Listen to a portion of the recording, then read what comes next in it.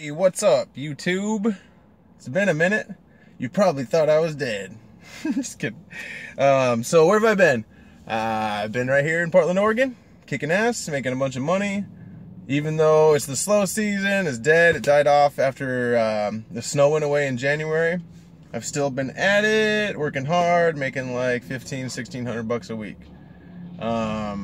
So that's just, I had to change up what I do. You know, Uber and Lyft was really good during the snowstorm. Then it died off. So what did I do? I went into working graveyard a bunch.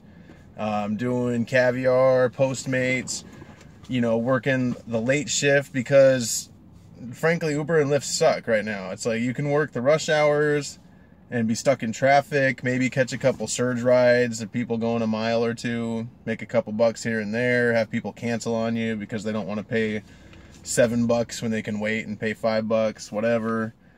So, yeah, they kind of sucked. Uber and Lyft kind of sucked lately, but that's what I do is I adapt. So I'll just work graveyard. I'll do, you know, bar rush at the end of the night, drive some junkies around, and do Postmates after midnight. Every order pays, you know, $6.15 instead of $4.10. Get some tips, do some Caviar. I can do Caviar till 11 at night. And that's when it seems like, you know, a lot of the better orders come in is like 8 to 11. So I've been just kind of trying to avoid rush hour as much as I can. Work when the roads are clear. Work through the night. Do the airport rides in the morning. You know, after I've been working all night, catch some airport rides around 3:30 to 5:30. That's, you know, that's kind of my secret to how I keep making money is I just adapt to whatever's going on and I'll work crazy hours. If I have to work, you know, like during the day, doing Amazon, but then I want to work that night doing graveyard, I'll take a nap in between, work graveyard, go home, sleep 4 or 5 hours.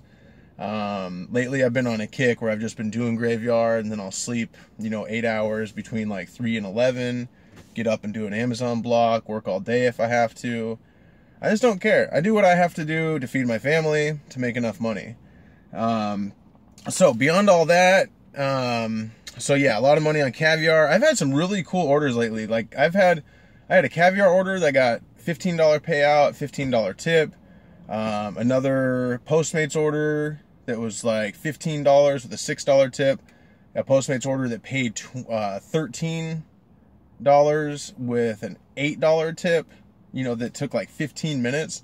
So I'd have to say the potential for money making is really good with Postmates. You just got to be patient with it. Sometimes you'll have really crappy days. Sometimes you just get really lucky, you know, and you just got to kind of roll with it. I'm going to do a Postmates advice video pretty soon because there's some things have changed with their app for better or for worse. Anyway, I kind of want to stay on point, even though this video is going to kind of go all over the place because I've been gone for a while. There's just a few different things I wanted to touch on. As far as like my appearance, like I chopped my chops off because I felt like it.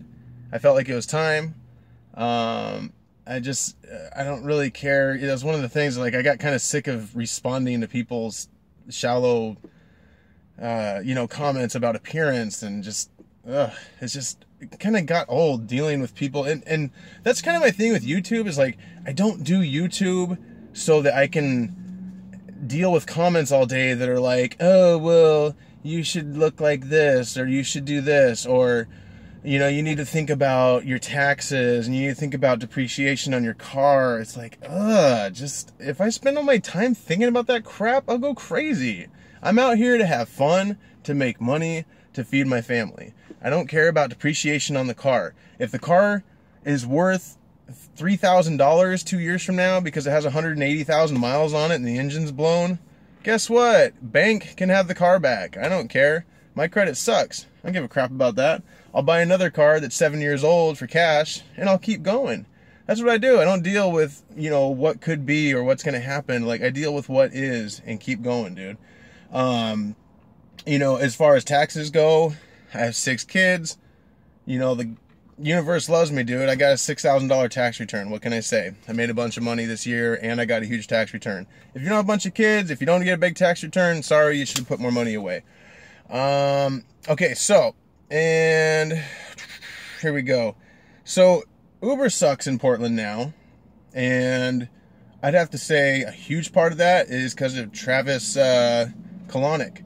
The dude sucks. He's like, you've seen these videos with him. This video with him arguing with the driver about how, oh, we didn't change Uber Black. Uber Black still blah, blah, blah. Shut up, dude. If you watch the video, I'll try to remember to post a link to it, but all you have to do is just search Travis Kalanick argues with Uber driver, whatever. And you'll see, it's like he's sitting there trying to cover up. Oh no, we take care of the Uber Black drivers, blah, blah, blah. And the dude's like, no, you changed the whole thing. You changed the whole thing to make it all suck. And the reason that's valid is because when you have changed the platform to deal with the bottom of the barrel drivers, your bottom of the barrel customers, like giving everybody a ride, making sure everybody can get a ride, is that the Uber Black, the Uber Lux, and the Uber Select drivers have to switch over to Uber X just to even get a ride a lot of the times. Just to be able to survive and be able to keep going, they have to take Uber X rides and deal with the same snotty little drunk passengers we have to deal with. And so the dude's got a totally valid point. I see Kalanick's side that he, you know, he had to change the business model to deal with, you know, dealing with Lyft, whatever, dude, but you can have opinions on that. I think it's all crap, dude. He could have kept the business model what it was. You know, he could have kept prices high. Lyft would have kept prices high. He'd have less volume. I don't even care about all that. I think the guy's just a creep. If you watch the video, he's like sitting in the back seat, like wiggling on these girls, all just like, I'm a billionaire. Girls are gonna have sex with me. It's like, shut up, dude. You suck. And like, he's all like, if you watch the body language, he's all like playing with his phone the whole time, all nervous, like a little kid. Like, oh, it's so annoying. And then just the way he deals with the driver at the end, like total just Silicon Valley. Oh, fuck you. You don't know how to deal with your life. You suck. Good luck. And anyway, the guy's a douchebag. And I hope Uber just implodes on itself and goes away. Uber sucks in Portland. Like, it's only worth doing if there's a surge. Other than that, you're making like $9 an hour if you're lucky driving snotty little punks around, dude. This guy left a freaking bottle in my car the other day. Getting out of my car, I almost rolled the window down and threw it at the back of his head. It's like, stupid little brat. So anyway,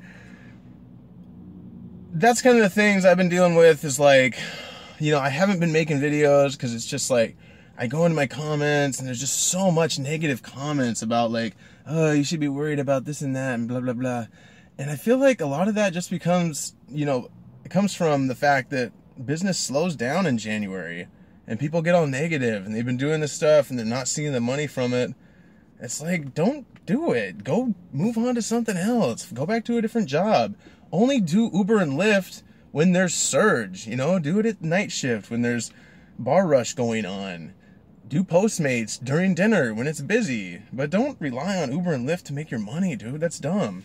It's just not going to happen. You can't do it full time and make a lot of money. You got to do it when it's good for you. Find something else to do with your time, and don't complain to me about, you know, that it sucks, because I think it's great. I make a lot of money, and I just don't care to hear all that stuff.